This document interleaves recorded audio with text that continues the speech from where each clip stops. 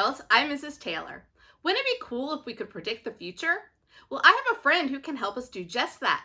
Let's go meet her. Welcome to my home. I'm Madame Taylor. I'm so glad that you decided to join Mrs. Taylor on her journey as she looks into her future to predict what's going to happen. Using our crystal ball, we're going to find evidence to help her answer any of the questions that she has about her future.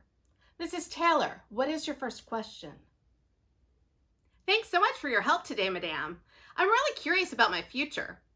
What will my new job be when I retire from teaching?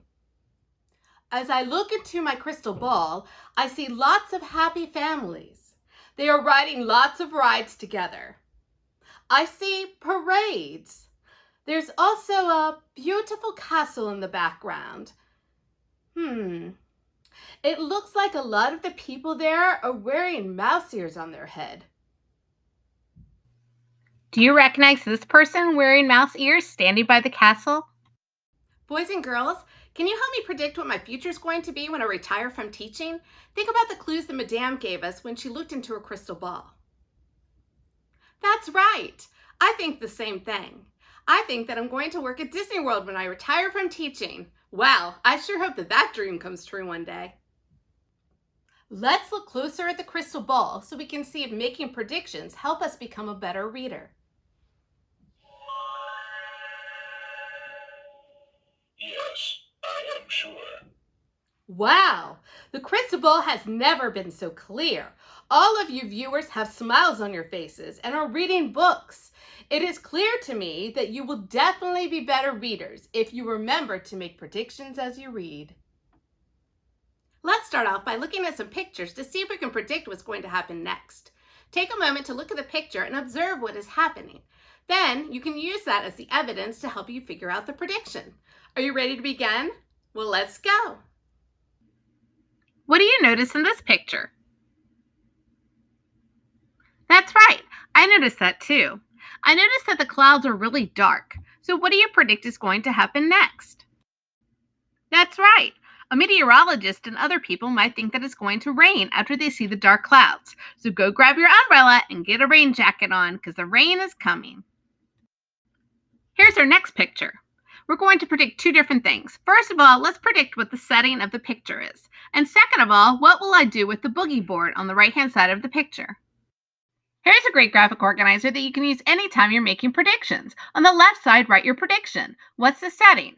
I think the setting is at the beach. Then on the right side, write your evidence. I see sand, a beach towel, and a beach chair in the picture. Then put it all together to make sure that it makes sense. I predict that the setting of the picture is the beach because I see sand, a beach towel, and a beach chair. What's the person going to do next with the boogie board that's in the picture? That's right. The person's going to ride the waves on their boogie board. I'm cooking some chili on the stove. What do you predict is going to happen if I touch the pot of chili while it's cooking? Ouch! I'm going to burn myself. Whether we're reading a fiction or a nonfiction story, we can always make predictions about what's going to happen next in the story. Sometimes we get it wrong, and that's okay. All we have to do is adjust or change our prediction based on the evidence that we're reading. When I get a new book to read, I like to predict what the story is going to be about even before I open the first page. I look at the front cover of the book, look at the picture, and see if it's a story that I'm interested in. If it is, then I might make a prediction of what I'm going to read about. Here's a story called The Tortoise and the Hare. When I'm looking at this picture, I see a tortoise, which is a turtle, and a hare, which is a rabbit, and it looks like they're going to race. My prediction is that the hare will win the race because rabbits are really fast and turtles are usually slow. Do you think I'm right? You'll have to read the book to find out. Next, we open up our book and start reading. We're going to read a few pages and stop. We're going to predict what we think might happen next in the story based on the evidence that we've read so far. Instead of reading a long story, we're going to look at some paragraphs to see if we can make predictions. Here's our first one. I'm hungry. Let's make a snack. I grabbed a bag out of the pantry. Then I put it in the microwave. Pop, pop, pop, pop. What snack am I making? A. Potato chips. B. Popcorn. C. Gummy bears. Or D. Bagel Bites pizza. Pause the video and make your choice. Don't forget to include the evidence that helped you choose your answer. If you said that the answer was B. Popcorn, then you are correct. All four choices are snacks. so that doesn't help us out. We can eliminate potato chips and gummy bears because neither of those go in the microwave. So we're left with Bagel Bites pizza and popcorn. I know that Bagel Bites pizza does go in the microwave. However, they don't come in a bag. They usually come in a box. So the best answer is B, popcorn. And we all know that they go pop, pop, pop when they're in the microwave. Here's our next example. A detective was searching for the criminal that stole the cookie jar. The detective found a trail of cookie crumbs in the scene of the crime. What do you predict will happen next? A, the detective will eat the cookie crumbs. B, the detective will buy some cookies at the store. C, the detective will follow the trail of cookie crumbs. Or D, the detective will go home and take a nap. Pause the video and choose your answer. If you said that the answer is C, then you are correct. You cannot choose A, the detective will eat the cookie crumbs, because you can't eat the evidence.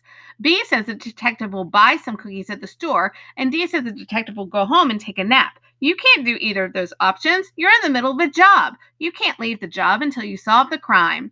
So that leaves C as the best answer. The detective will follow the trail of cookie crumbs. I sure hope that they find the person who stole the cookies, and then I really hope that they share them with me once they find it.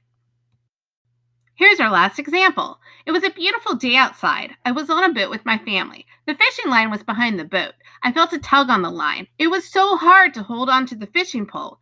Yikes! What do you think I pulled up? A, nothing. B, a boot. C, a tiny croaker. Or D, a large cobia. Pause the video and choose your answer. If you said that the answer was D, a large cobia, then you are correct. Did you notice that I've been underlining the evidence in each example? Tug on the line, so hard to hold on the fishing pole, and yikes, tells me that I'm definitely going to catch something. So A is not an option when it says nothing. B is a boot. It's lightweight. We're not going to say yikes if we catch a boot. C, a tiny croaker, is too tiny. We're going to tug on the line so hard on the fishing pole. Yikes, that just sounds bigger than tiny to me. So the best answer is D, a large cobia. Sometimes when you're done reading a book, you might think, I feel like there's more to the story. Well, that may be true. The author might be setting you up for another book, a sequel, another book in the series that will tell you more about the adventure of the characters in the story. Kind of like Magic Tree House. There are tons of stories in that series.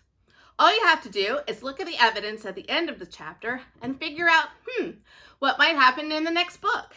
And then when the book comes out, you run to the store, grab it, and read it to see if you're right. Thanks so much for joining me here today as we learned how to make predictions as we read. If you liked today's video, click the like button. If you haven't yet subscribed to the channel, click the subscribe button so you don't miss out on a single adventure. Until next time, keep on reading, everybody. Goodbye.